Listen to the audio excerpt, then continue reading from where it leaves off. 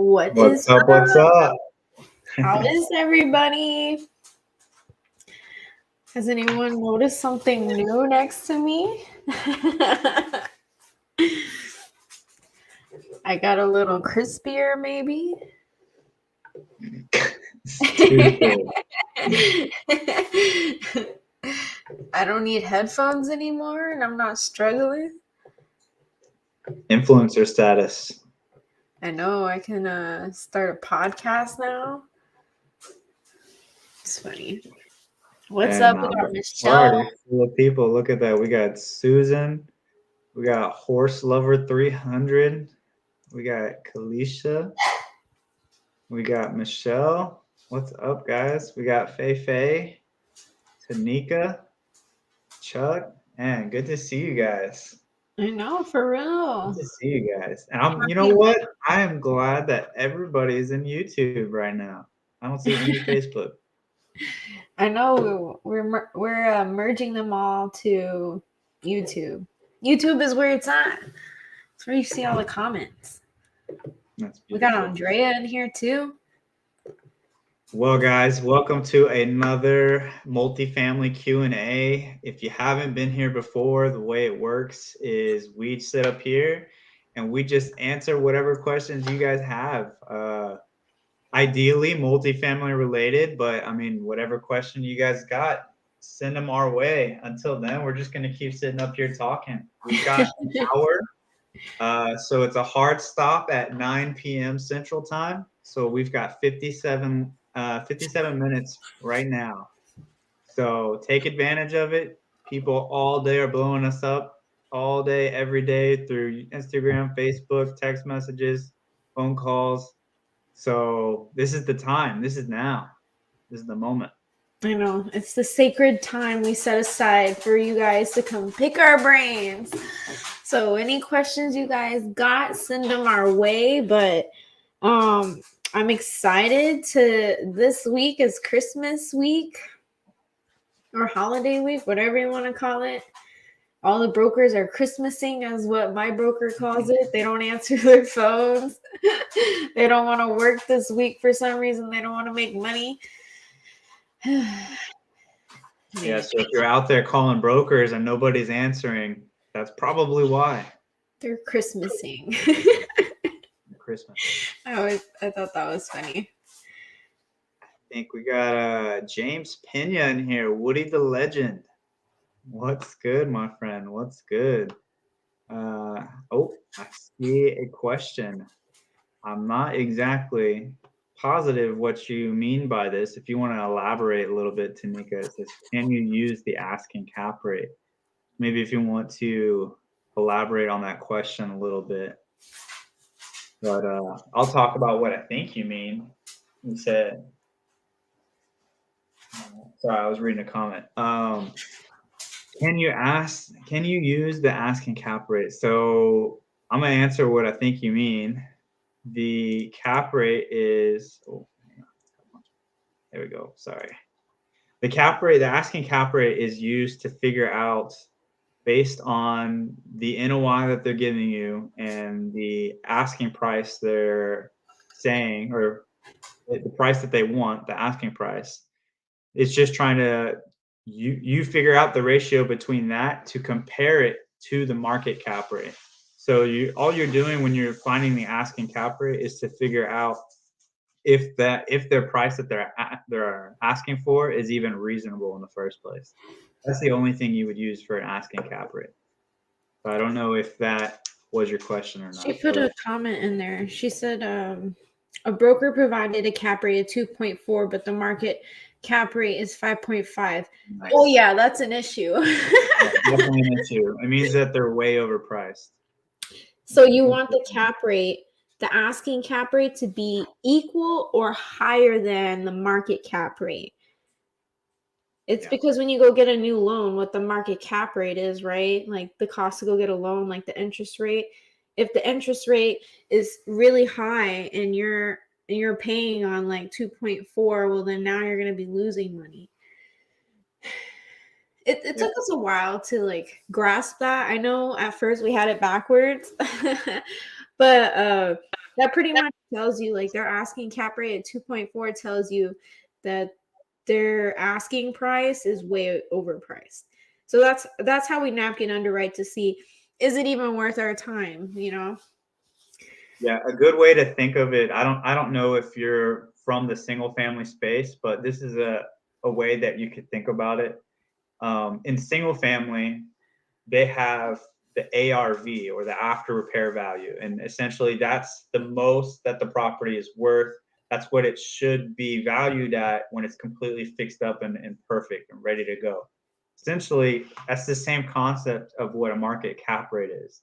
Your market cap rate is essentially your ARV.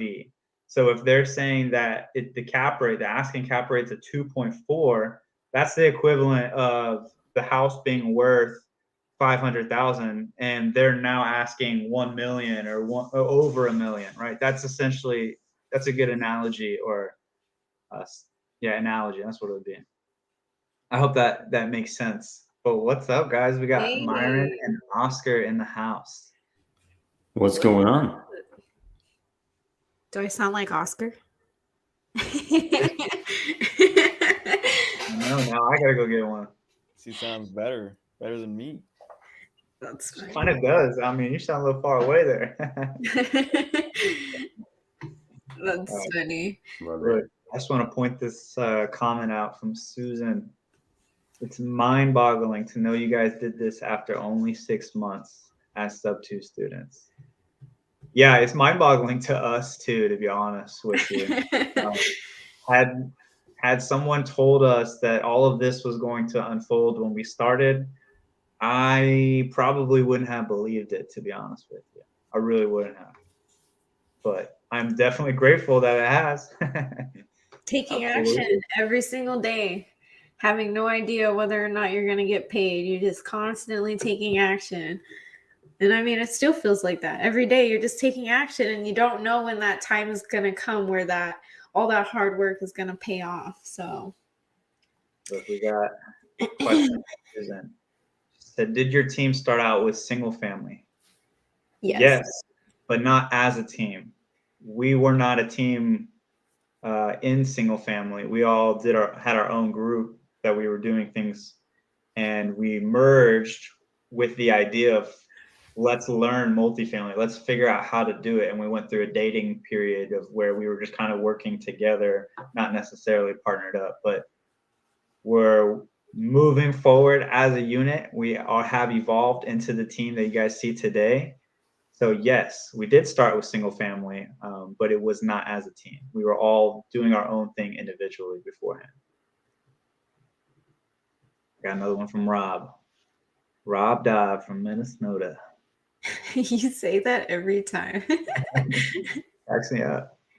At what step in the process does your team obtain a term sheet from a commercial loan broker for a property? Just after napkin underwriting and before deep dive underwriting? That's a good question. So it's kind of case by case basis. So I will do the deep dive underwriting with assumptions. I'll go right into it. Ideally, I'd like to get, if there's a loan assumption, I want to know what the terms are for that loan assumption so I can plug it in. If there is no loan assumption, then I just assume what the loan would be. And I assume very conservatively. And if it's close or still checks out when I do it at a very conservative number, then I go and get a debt quote on the property to figure out if my underwriting was good or maybe I was way off, and kind of just tweak it from there. But I mean, you can go get it at any point in the process. It's really up to you how you feel about it. If you know that you're not going to be using a loan on the property, then there's no point in going to get one. If this is a straight up seller finance deal, you don't need one. And a lot of the deals that we're looking at are loan assumptions or seller finance. So for us, we don't have to go get one every single time. It's only when, after we've assumed what the loan might be and what it would look like, then I go, okay, I want to make sure these numbers are concrete that I've done. Let me go get a quote and see how it matches up with what I've already done. That's typically how I do it. It's really up to you, however you want to go about it. But make good relationships with those lenders, man. You could just send a quick text message. Hey, this is the information I got. What are possible loans that I could get? And if you have a good relationship with them, they'll just send it to you. And we saw today how important relationships are, right, guys? Very, very important. Absolutely. I don't know what you're referring to, but yes. It's been a long day. Okay. Shifra says, what about the people who are interested in land? Go for it. Hell yeah, land is always good. We like land too. But in multifamily, correct me if I'm wrong here, guys, but development is not something we're looking to do right now. We have one opportunity, but the only reason we're thinking about it is because one of the partners on the deal has 40 plus years of development experience. That's the only reason we are even thinking about doing that. And it would be a really, really good deal. So that's, I guess, the second reason. But we don't want to touch development. I don't know about you guys, but I'm pretty confident that it's not something that we're looking to do right now. But if it is something you want to do it. It's out there. Okay, we got Tanika says we have officially joined sub 2. Oh yeah. Congratulations. Welcome to the fam. Fires in the chat. Real, Tanika, it only becomes real when you get your sub 2 hat. Then you feel complete. Yeah, and then you're part of the club. It made me feel like I need to go get my hat. Yeah, me too. Okay, look at that. Michelle is teaming up with Tori. Way to go, guys. Keep teaming up. Amazing. Okay, you guys answer this one. Fei, how many units did you guys start with? I can't imagine jumping into a 30 unit. I feel like I need to start with 2 to 4 units first. Man, I think they're talking to you, Myron. 0. Well, I have a sub 2. I had a sub 2 before the 30 unit. So 1, but 0 really. Because I didn't even manage it as a sub 2. So Fei, isn't it crazy? I feel like I need to start with 2 to 4 units first. That's if that's what you want to do, then that's what you need to do. But like if you need to go get a duplex, right? Like go do it. I don't know if I would suggest anybody buy cash right now, but I bet we can find you a seller finance duplex or something like that, Fei. But if you need to do a duplex first before you do your 30 unit, okay. But you could just skip all that and just go straight to your 30 unit. Or you could go higher. Join a team. Higher, Tori, who was it? Tori and who signed? It was Tori and Michelle. Tori and Michelle are starting the group, Fei. They need an underwriter. I just learned how to underwrite and go join their team. And y'all can just do multifamily together. That's it. That's how it's done. That's literally it. That's literally it. Oscar, and you agree? To throw. I agree. I concur. Guys, KJ and I, we don't even own a house. We're renting this one right now. Like you don't need to start with anything. It's all up here. It really is. Yeah, mindset. Mike Sessa says, "How can I help your team?" Ooh, bring us a deal. Bring us a deal. That's what we want. What else do y'all think we need? That's it. Bring more deals. We need more deals to look at. Yeah, we need 1,000. We gotta hit 1,000 units by July. So bring us some fat, juicy deals, and then we're talking. Maybe a steak on the side too. That sounds nice. Yeah, you're speaking my language. That's funny. Look at this. This is in like a comment from Fei. You can do it. The amount of units or size or cost should not sway you to pursue it. Way to go. That's 100%. That's deserves some fires in the chat right there. Totally. Okay. Michelle Rice says, what do you do if an older couple wants to just cash out because he is 70 and just wants to travel with wife? Won't sell her finance. Myron, what would you do? I would talk about, oh man, I can't think of the word right now. How can I not think of this word? Where Uncle Sam takes all your money. Oh yeah, I do that. Capital gains. Capital gains. If I seller finance this from you, we can do it in a way where it just gets passed down, right? And we could do some kind of balloon. I know that's probably not the best idea right now, but Michelle, I think it depends on how many units are we talking? Are we talking about a single family home, or are we talking about 100 units or something like that? So you could do a seller finance for 5 years and on a good multifamily. And I think you can exit pretty good if it's a good deal, if it's a good seller finance deal. But Michelle, I think I would just do capital gains. And do you want Uncle Sam to have everything, man? Because they're about to take at least half of what you get. It's a sixplex or 6 duplexes.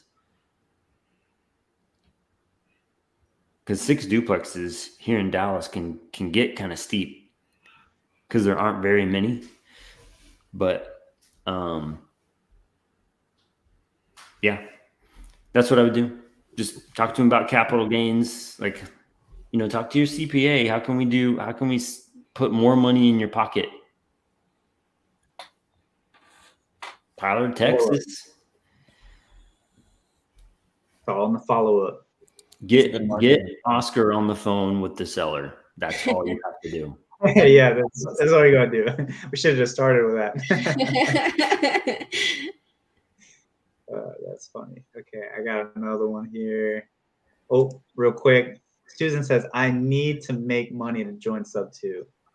They do payment plans, in case you didn't know. KJ and I did payment plans that were all over the place. Sometimes $100, sometimes $500, sometimes $200. Like, it fluctuated till we paid it off. Look at that matchmaking in the mix right now. That was all you, Myron. Mm-hmm. Boom. Look at that. Changing lives every day. Legal Docs Inc. says, looking to purchase 20 to 100 units, but this would be first multifamily. Go for it.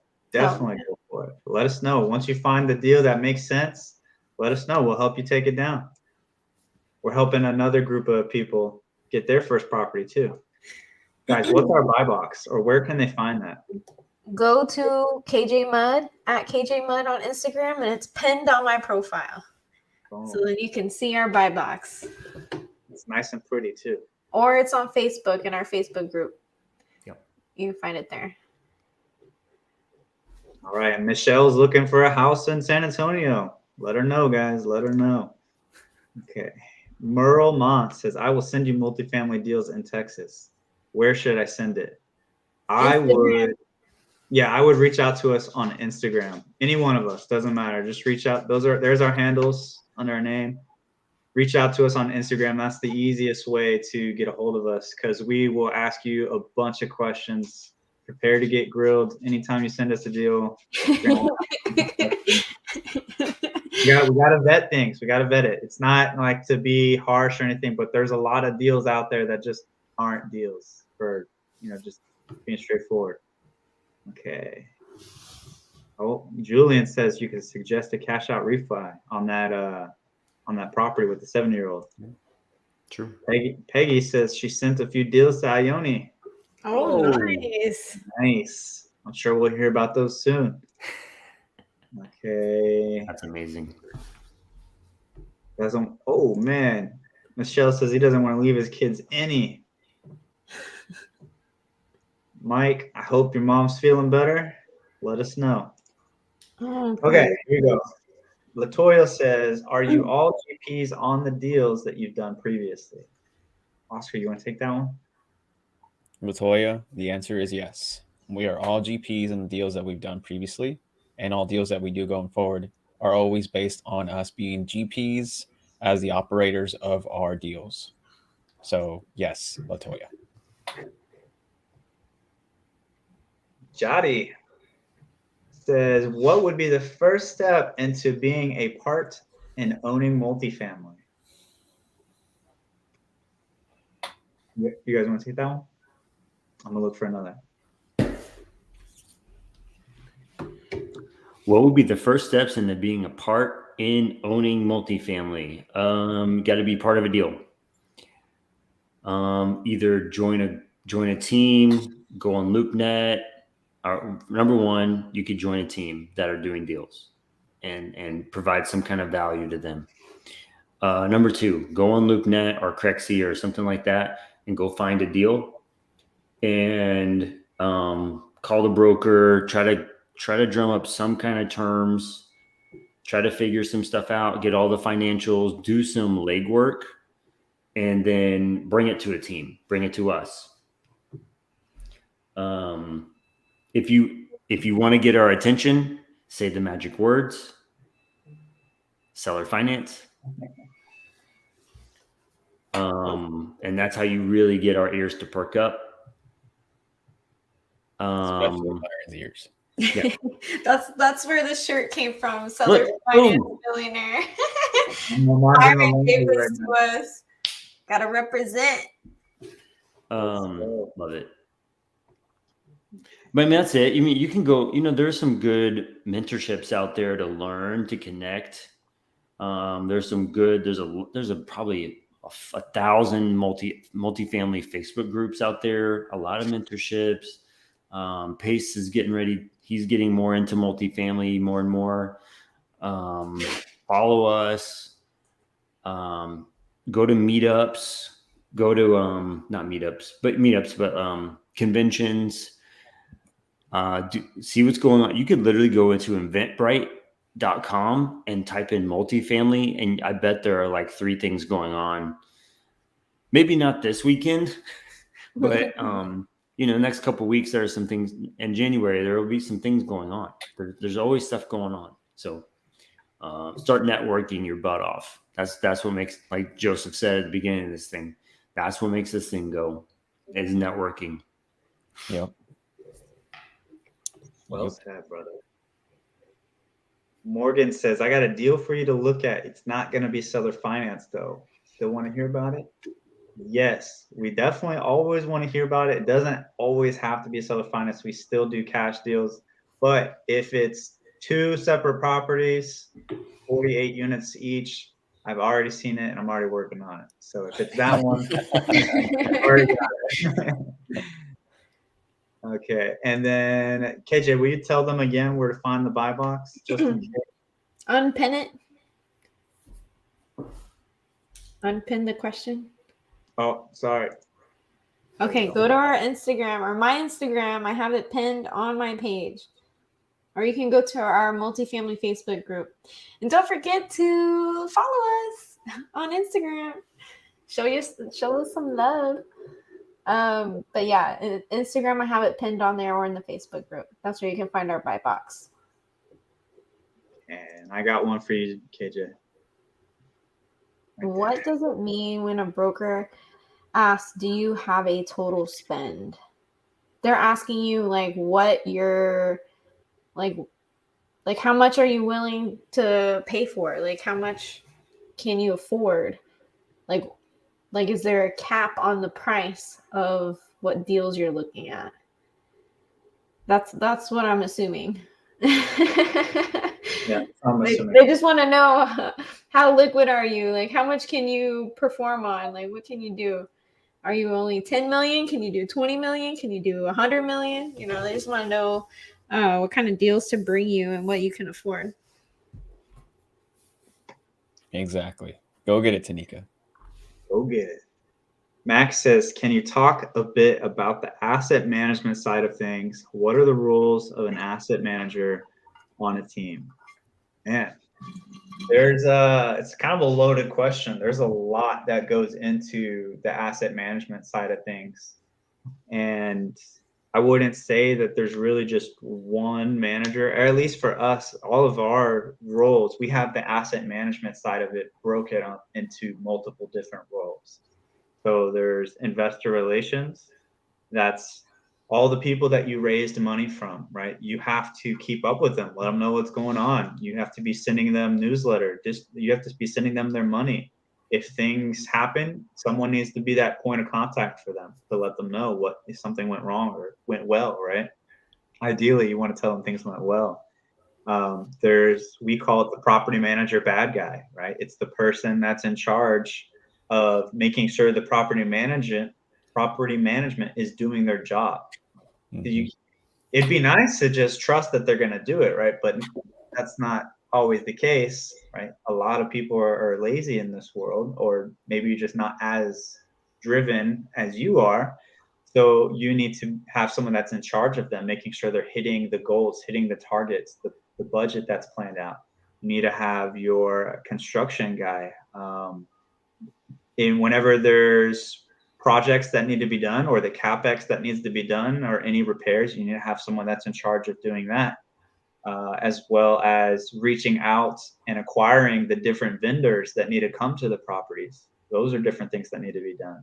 You also need to have someone that's in charge of leasing and accounting. So checking all the books, making sure that proper management, the numbers are being hit and the leases are being taken care of appropriately. Am I missing anything else on that, guys? I don't think so. I don't think so. I think that's pretty much it. Yeah, very, very high level going into it. And it doesn't have to be, one person for each role. It could be one person taking all the roles, and that's their only job in the deal. Or it could be two people splitting the roles, right? As long as those roles are defined to a specific person or group of people, whatever it is. Jose says, "What's up? What's up, Jose?" Okay, Angelica says, "What do we need before we send out the deal to you guys?" What do we need, guys? I need asking price. I need you to find out the market cap rate. I need to know if it's a seller finance opportunity. I need to know if there's an assumable loan on the property. If there is, I need to know what are the terms. I need to know, is there a call for offers on this property? And I feel like I'm forgetting something. We need, the T12 needs to be the most recent T12. Don't send me a T12 from 2020. Like, actually look at your financials. Rent roll, an OM, if they have one. Are we forgetting anything? I don't think so. I mean, No, you did it. Are they open to seller finance? Did you say Yeah, that? I said that. Yeah. Those are the things that if you don't bring those to me, I'm going to come back to you and ask those questions. And then we're going to go back and forth doing a waiting game. So if you come to me with all of those things and a pretty little present ready to go, then we can like sit down and give you a yes or no answer right away on if it's a deal or not and if we want to take it. So just a heads up. The more upfront legwork that gets done, the easier and smoother of a transition it'll be, and the faster that we can get back to you, right? Because a lot of people will reach out to me, but they don't have any of the information yet. So it's that back and forth until we can really get going. And sometimes it takes a while to even get back to you guys. So just keep that in mind. Good question. Claudia, glad to have you here. I hope that you enjoy it. If you do, let us know. We'd love to hear that. And Legal Doc says, I only look for seller financing because he doesn't like banks. Us either. But we're still open to everything. What are interest rates right now? Depends what kind of rate you're talking about. If it's, what kind of loan you're talking about. If it's what's it called? Damn. Why did I just bridge? Yeah, there you go. Bridge. If it's a bridge loan, we're almost at 10% now. Last time I saw it was 9%. And fixed is anywhere from 5.5% to 6%. floating, it just depends on whatever the prime rate is. So Mhm. it's all over the place right now. It's definitely higher. So for those of y'all that were asking earlier, I think it was Rob, uh, when I'm assuming, right, I'm assuming what loans I'm going to put in. I usually start at about 60% loan to value, and then I do an interest rate of 6% because I'm going to get a fixed rate. I'm not even, if it's a bridge, I'm not even going to touch that, to be honest with you. I don't want to do anything with bridge loans right now. So if it's a bridge and that's the only option, we'll just pass on it. It's just not, it doesn't make sense in this market right now. So Wilco, oh, hold on. Go Bridge ahead. does not make sense in this market to take over. You can't take over a bridge. So what could we do with bridge right now? Cash them out. If there's enough equity or they're in enough pain, then it's potential you could sub to it, but you have to really, really get a good deal on it. The seller's going to be definitely selling at a huge discount for us to take over a bridge because those would be the ones with the really high interest rates. And typically they're only for short term, like 2 to 3 years. And every year after that, if they allow extensions, you're having to pay for those extensions. So bridge loans are meant to be short term. They're not meant to be long term. So right now it's harder to get those refinanced because a couple years ago they were at a lower rate than what they are now, a much lower rate than what they are now. So trying to refinance into a fixed rate, you're basically refinancing into the same interest rate, and it's not saving you. The prior group of people did not underwrite for what is happening right now. Mm-hmm. Correct. So not going into another loan, but we could just raise the money and do that. Cash them out, yeah. Cash them out. If they're willing, I'm not even going to say if they're willing, if they're in a position where they have to, you essentially could just cash out the loan so they don't take the hit and then take over, right? You're basically just paying off the note and then getting to take over. And maybe they will sell or finance the remaining equity. Mm-hmm. That would be something. That would be an idea. There's lots of options. Lots of options. Okay, we got Julian. Is there a way to pull a list of bridge loans? I'm sure there is. Question. We should. Yeah.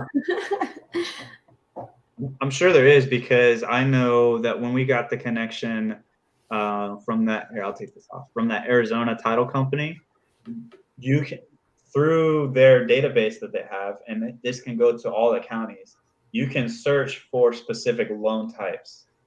So I never tried it because it just never crossed my mind at that time. But if you could search for any loan type, I imagine that a commercial bridge loan would come up and you could just search for that. So I'm 90% confident that you can. How long do they normally put a bridge in? What's the term? Like term, it's average of 2 years, maybe 3. 2 to 3 years. That's it. Yeah, with maybe a 1 or 2 year extension, but you have to pay for those extensions. That's so here's another story about that, Myron, that I heard someone do, or actually a couple people do. They got these bridge loans or some type of floating rate loan as well. But what they didn't account for in the floating rate ones is having to extend it. So what I mean by that is kind of like what Joseph said. They got a loan that's similar to a bridge loan, but it's like a floating rate. So they might have locked it in at a low rate whenever the interest rates were great. And they had what's called a rate cap insurance on it, meaning that if it goes up to a certain amount or more, the insurance would cover the difference, right? Mm-hmm. So that way they can keep on having that particular loan type. But what happened was when that rate cap insurance expires, they didn't account for underwriting to either extend it more if needed. And so that's what's killing some of these people is that now they're trying to see if they can extend it. But I heard someone say that just to extend their rate cap insurance, just to have the insurance is expensive enough. Like it's a very, very expensive insurance policy. But to extend it, they were talking about like an additional $1 million or more just to add it and extend it. And some of those people, Dang. yeah, some of those people are not in the position to do that because they didn't underwrite it in case for that for that to happen. They didn't stress test it that much because they didn't know what the rate was going to do. Yeah. So now you have people who are really, really motivated to sell or are going to be motivated to sell because these rate cap insurance are going to be expiring soon. They didn't underwrite for extending it. Rate cap insurance. Mm-hmm. So there's opportunity coming here. I was talking to someone that said that they're going to break even, like because they have to sell it. Their investors would get their return back, but just the investment that they initially put in, they're not going to get anything on top of that.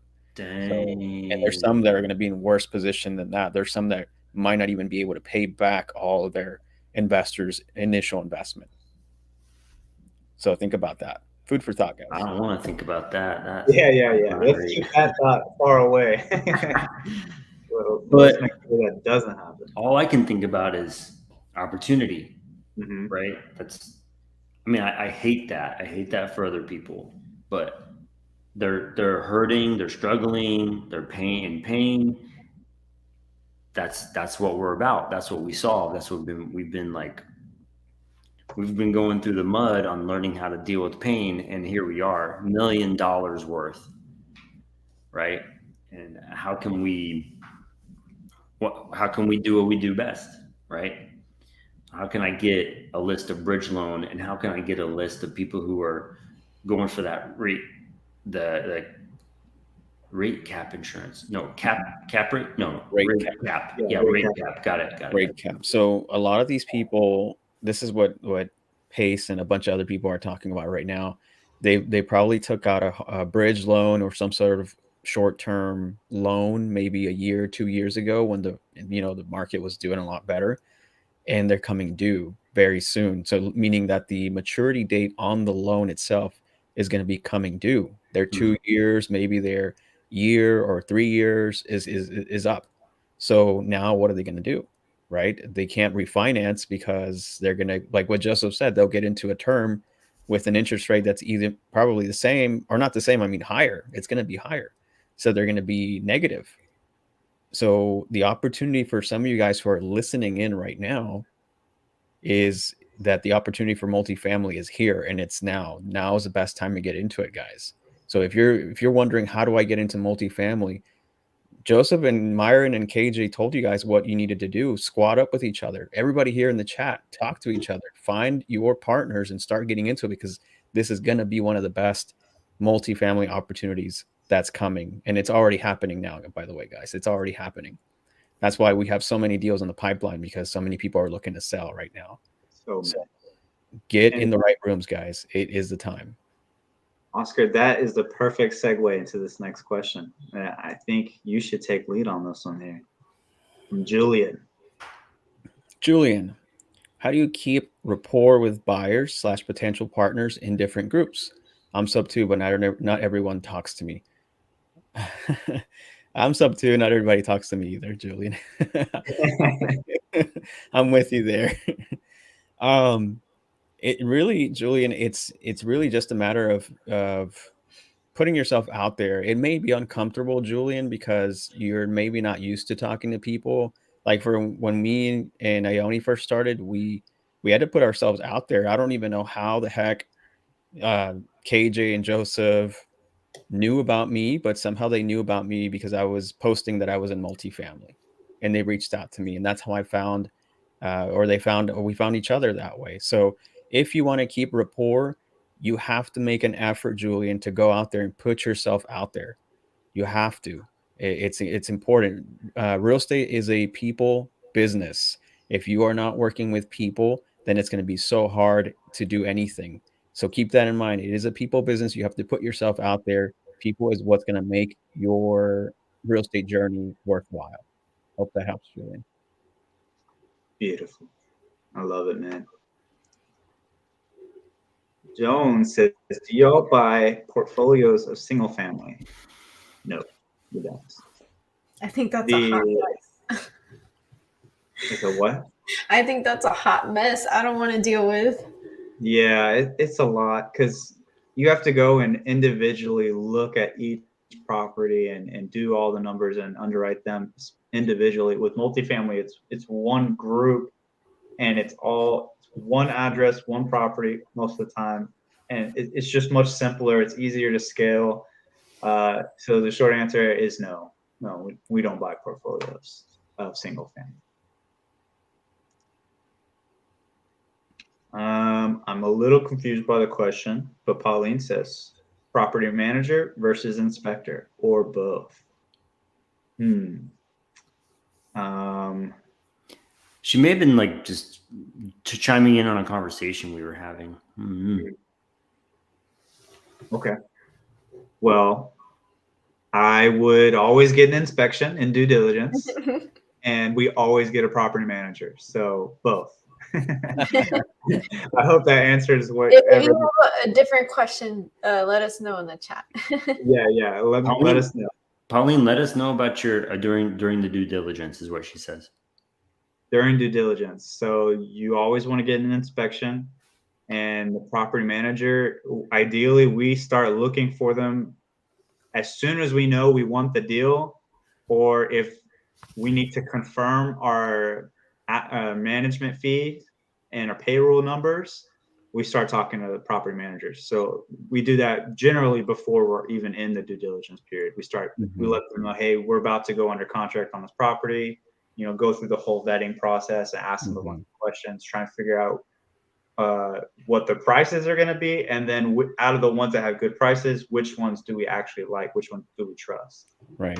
And we've already interviewed like 4 property management companies on a deal that we're working on right now. So, and it's not even under contract yet. Real estate Obi says the way these teams are set up, is everybody just on one team, or are there separate teams within the group? If the latter, who's looking for a team? I'm in Houston, looking in Houston, DFW, and Austin. And that's how you connect, guys. You put yourself out there. We are one team. There's 6 of us, 2 that are not here, but there's 6 of us. We are one team with a bunch of arms. You guys are all the arms.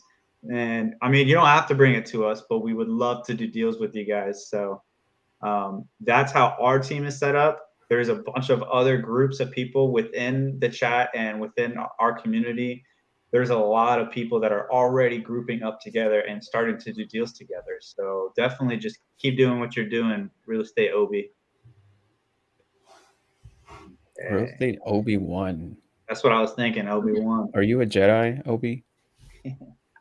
Lubina says, how do you confirm the cap rate? One of 2 ways. Talk to a broker that's in that market with an unbiased opinion, not one that's involved in that deal. And typically they will know the market cap rate.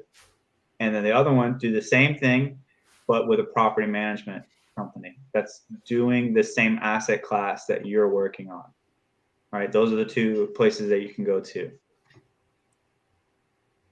Okay.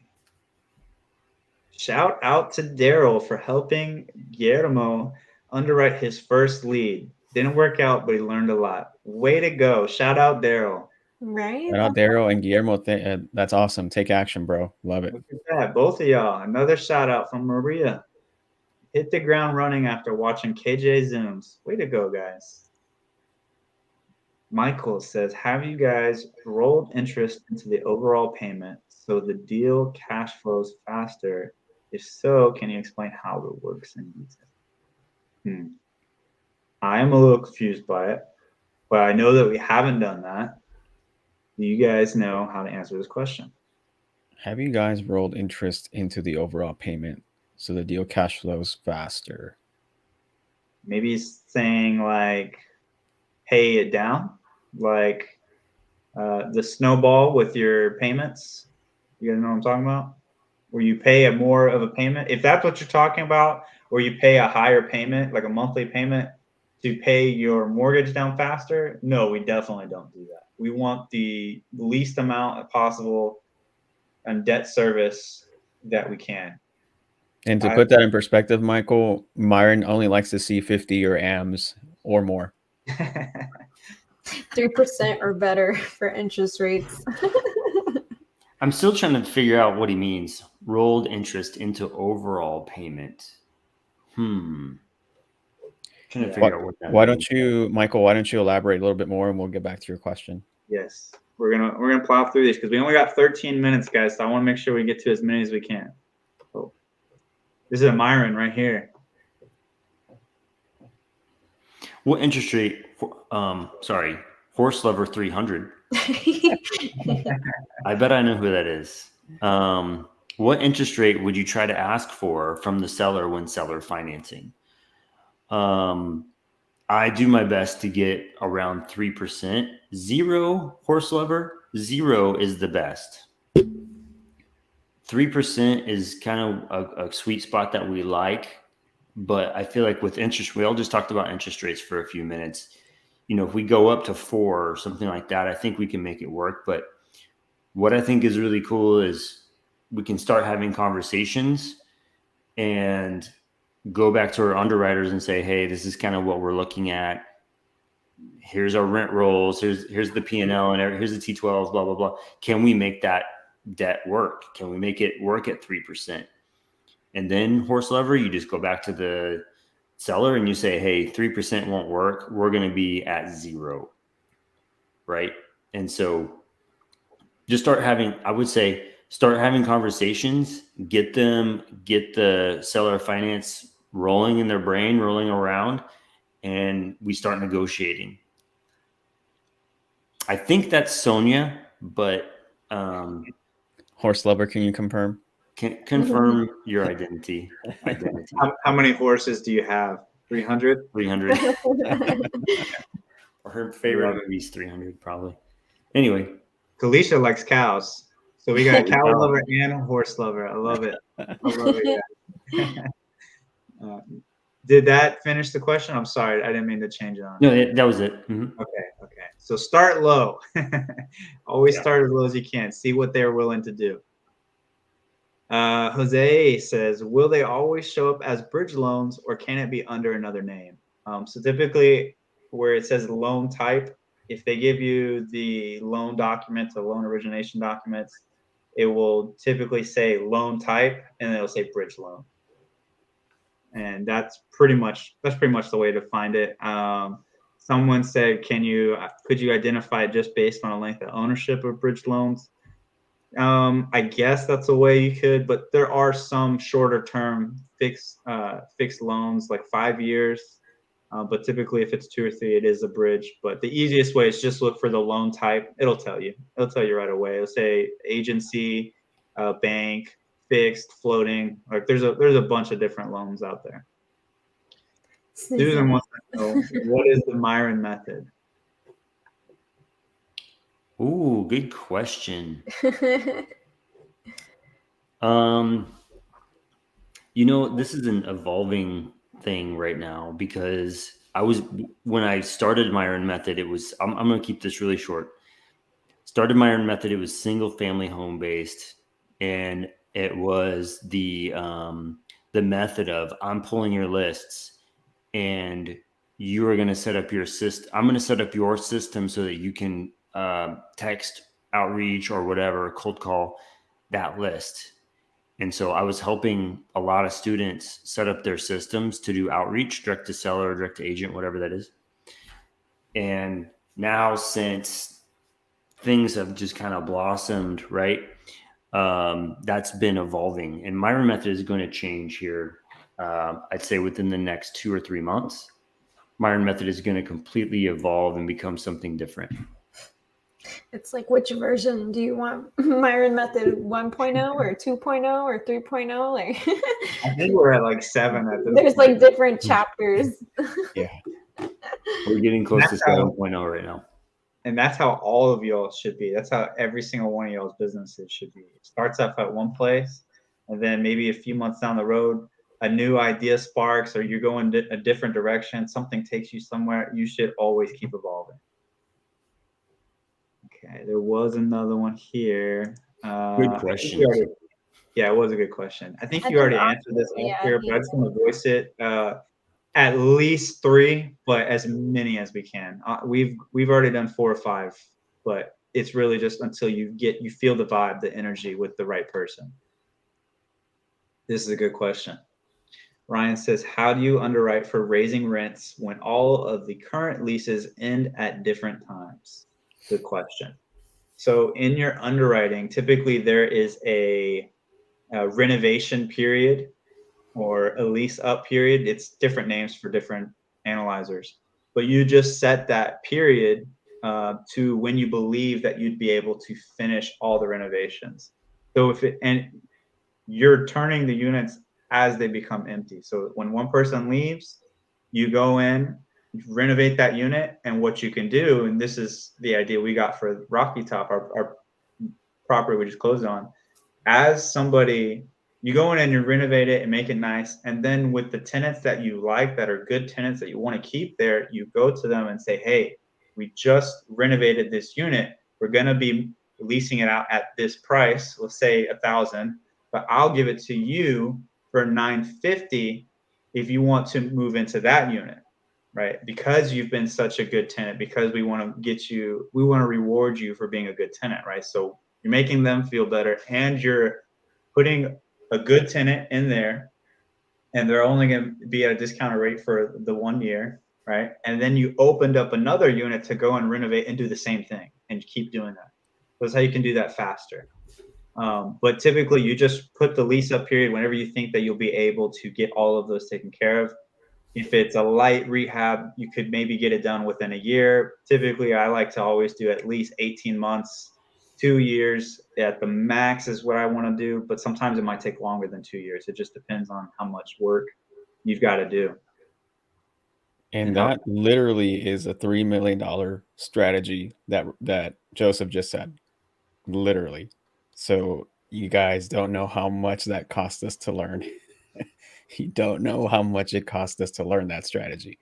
And Joseph is giving it to you guys for free. For free. For free. So go do it. Go follow us on Instagram and hit the subscribe button. At least maybe we'll get paid eventually on YouTube. I think we're almost 600 subscribers. Like, guys, help. Nice. Can we get to 1,000 before the year ends? Yeah, Like, that'd be cool. that would be cool. That would be cool. We got 5 minutes, guys, so let's plow through some of these. Okay, would you keep a current property manager or bring in your own? Oscar, what do you think? Do we keep them or bring in our own? It depends, Chuck. I know we've talked to a few property managers before, and some of them were rock stars, and some of them were okay, Sorry. you know? Yeah, so I would say, Chuck, we would definitely consider keeping a property manager. And we've considered on a few deals, so it's not either or. It's just you decide based on what you see and your business plan. If they're able to execute on that plan, then yes, I would definitely consider keeping them. Absolutely. Dusty says, how do you guys pay out percentage of equity on your deals internally between your team? Do you have a scorecard you use for who does what and at what percentages? Yes, we do. It is called the GP table, the general partner table, and it's literally exactly that. Between our team, though, we are one unit. We have an LLC together, which has the operating agreement and our splits divided on that. So on the GP table, we just put our team there, and our splits are divided amongst our LLC. But for people operating individually, it's based off that GP table, and it's exactly that. It's on who does what, and you negotiate percentages before you close on the deal. Yana D says, what's required to be a GP and an LP on your deals? It's a great question. I think Myron, sounds like a Myron question. You got it. What is required to be a GP and an LP? Okay, let me think of how to say this. How much time do I have? 4 minutes? We've got 4 3 minutes. Some 2 good minutes. ones in. Okay. Yeah, let's get 1 minute. Okay, to be an LP, basically you're gonna bring money to our deal, and it's a limited partner. So that means You don't really have a voice in what's going on. We've shown you the underwriting, we've shown you the deal, and you say, yes, make my money, make more money. And that's the LP. The GP is a general partner. Those are the people that are going to be running the deal, right? So required to be a GP, you are going to be, let me think here, underwriting the deal, raising the capital, asset management, or finding the deal is basically, if I can do it really quickly, elementary, something to that effect. I think you could be boots on the ground, maybe boots on the ground. Yana, find us a deal in your backyard and help us run it. That's a GP. Hopefully your backyard's not in California though. Yeah, sorry. Yeah. Or New York. Or what you could do is find a deal where you want to move and then just move your butt to wherever that is. You can also, one little thing is you can find the deal as a GP and then also invest on the LP side, double up on your equity. But I don't know if I missed anything, but that's pretty much all I got on that. Yeah, that was pretty good. Good 1 minute synopsis. Okay, I think KJ should answer this one. Pauline says, how are you structuring deals with people who bring you deals? Do you pay a fee or will you partner with whoever brings you the deal? Myron kind of touched on it a little bit. Yeah, it kind of goes hand in hand. We will pay you a fee if you bring us a deal. Well, it also depends on what you've done and what you've provided. If it's a lead and it's not a deal and we have to make it a deal, that's different too. But if you like underwrote it already, like did a ton of legwork, we could talk something. It just depends. It depends. But the best way to partner with us would be to be boots on the ground, especially if you're newer. That's the best way to get in on a deal, is to be boots on the ground. Otherwise, we're most likely going to pay you a fee because we like to run things our way to make sure it gets done correctly. So. And the more you learn, the the more opportunities you'll have to be a GP. That we're giving all this knowledge. Go learn the knowledge, absorb it, get better at it, so that way you can provide value in a deal and get in as a GP. But we paid hundreds of thousands of dollars for this to learn all this stuff. So it's go out there, put in the effort. You really got to learn it. Okay, and I think this is what he was talking. Michael's question from earlier about rolling the interest says, does Michael mean paying a higher purchase price with no interest? Pace references this as rolling the interest into the purchase price. If that's what you mean, absolutely, we do that.